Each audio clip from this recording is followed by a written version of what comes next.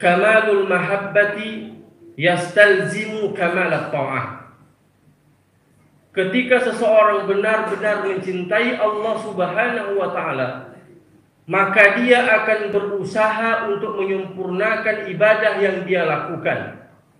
Dia akan berusaha untuk memperbaiki ibadah yang dia lakukan. Tidak merasa terbebani dengan perintah yang Allah perintahkan kepadanya.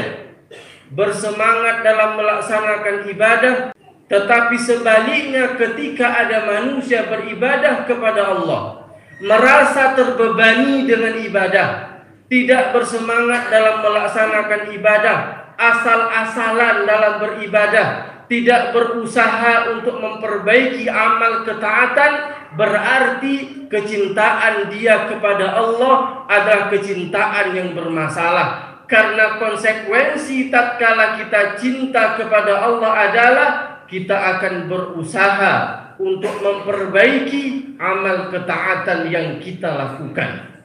Man ahabba syai'an, barang siapa yang cinta dengan sesuatu, syai'an min umuri dunia, dia cinta sesuatu dengan perkara dunia, apapun itu, kecintaan kepada harta, kecintaan kepada permainan, kecintaan kepada pekerjaan, kecintaan dia kepada perkara-perkara dunia itu, alhahu syaghalahu, menyibukkan dia, melalaikan dia, an ta'atillah, dari mentaati perintah Allah, faqad waqa'a fi syu'bati minasyirki billah, maka orang tersebut telah terjatuh ke dalam salah satu cabang daripada cabang kesyirikan, yakni syirik kecil.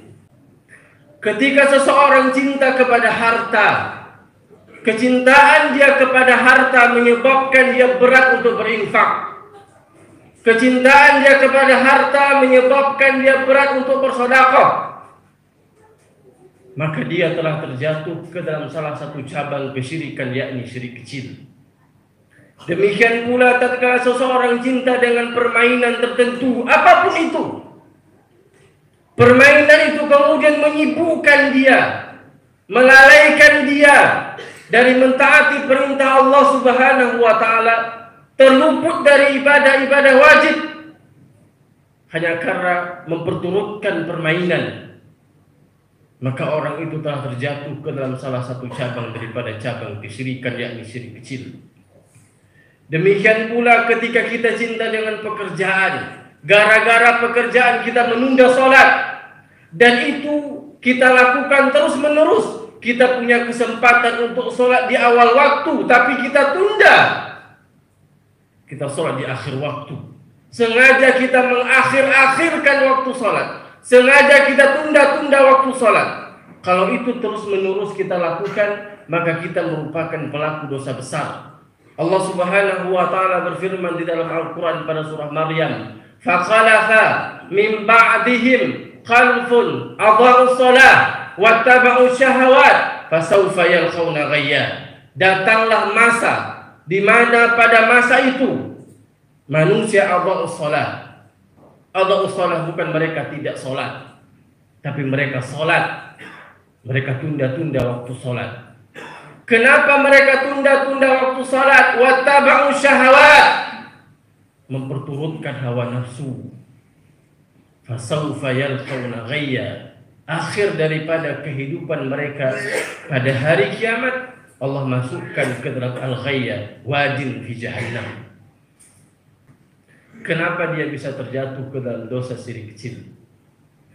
Para ulama menjelaskan, karena dia telah mendahulukan sesuatu dari perkara dunia, lebih dia cintai daripada mendahulukan amal ketaatan yang dicintai oleh Allah. Ketika seseorang benar-benar mentauhidkan Allah, dan ketika seseorang benar-benar mencintai Allah Subhanahu wa taala, maka yang akan dia dahulukan bukan perkara dunia yang dia cintai, tapi yang akan dia dahulukan adalah amal ketaatan yang dicintai oleh Allah. Ketika ada orang lebih mendahulukan apa yang dia cintai dari perkara dunia, daripada mendahulukan melakukan amal ketaatan yang dicintai oleh Allah, berarti tauhidnya bermasalah. Kecintaan dia kepada Allah adalah kecintaan yang punya masalah. Karena ketika kita benar-benar mencintai Allah, yang kita dahulukan bukan perkara dunia yang kita cintai, tapi yang akan kita dahulukan adalah amal ketaatan yang dicintai oleh Allah Subhanahu wa taala. Diriwayatkan oleh Imam Al-Bukhari dan Imam Muslim, Rasulullah sallallahu alaihi wasallam bersabda, kata Nabi SAW, ta'isa abdud dinar, ta'isa abdud dirham, ta'isa abdul khamilah, ta'isa abdul khamisah. Kata Nabi SAW, celaka kata Nabi, hamba dinar, celaka kata Nabi, hamba dirham, dan celaka kata Nabi, hamba pakaian. Dalam hadis ini Rasulullah SAW menyebutkan kepada kita, ada orang-orang yang dia melakukan berbagai macam cara untuk mendapatkan harta kekayaan, karena dia telah menghambakan dirinya kepada harta. Apapun dia lakukan untuk mendapatkan harta, tidak peduli apakah melalaikan waktu sholat ataukah tidak, tidak peduli apakah pekerjaan itu haram ataukah halal, tidak peduli.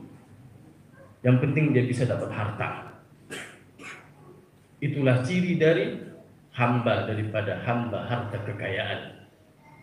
Ini celaan dari Nabi SAW kepada kita, yang kehidupan kita, orientasi kita hidup di dunia, tujuannya hanya ingin mengumpulkan harta kekayaan sebanyak-banyaknya. Ini perkara pertama yang harus kita ketahui dari ibadah yang kita lakukan, bahwasanya ibadah yang kita lakukan, dasar kita melaksanakan ibadah itu karena kita cinta kepada Allah Subhanahu wa taala. Kita lihat kepada diri kita. Apabila dua perkara yang khatib sebutkan tadi ada pada diri kita, dalam kehidupan kita lebih mendahulukan apa yang Allah cintai daripada apa yang kita cintai, dan kita berusaha untuk memperbaiki ibadah yang kita lakukan, berarti ibadah yang kita lakukan atas dasar kita cinta kepada Allah Subhanahu wa taala. Perkara yang kedua yang berkaitan dengan ibadah yang harus kita ketahui adalah al-ibadatu tawqifiyah fi thubutiha 'ala an-nusus. Ibadah itu merupakan perkara tawqifiyah yang ditetapkan berdasarkan dalil Al-Quran dan Sunnah. Maka tidak boleh kita menetapkan suatu amalan sebagai ibadah apabila tidak ada nas, dalil Al-Quran dan Sunnah yang menetapkan bahwasanya perbuatan itu adalah ibadah. Allah Subhanahu wa taala memerintahkan kepada kita untuk beribadah. Namun Allah Subhanahu wa taala mengutus kepada kita Rasul. Apa tujuan Allah Subhanahu wa taala utus Rasul? Bayanul risalah, untuk menjelaskan tentang syariat. Maka Allah Subhanahu wa taala tidak menerima ibadah yang kita lakukan kecuali dengan ibadah yang dijelaskan tata caranya oleh Rasulullah sallallahu alaihi wasallam.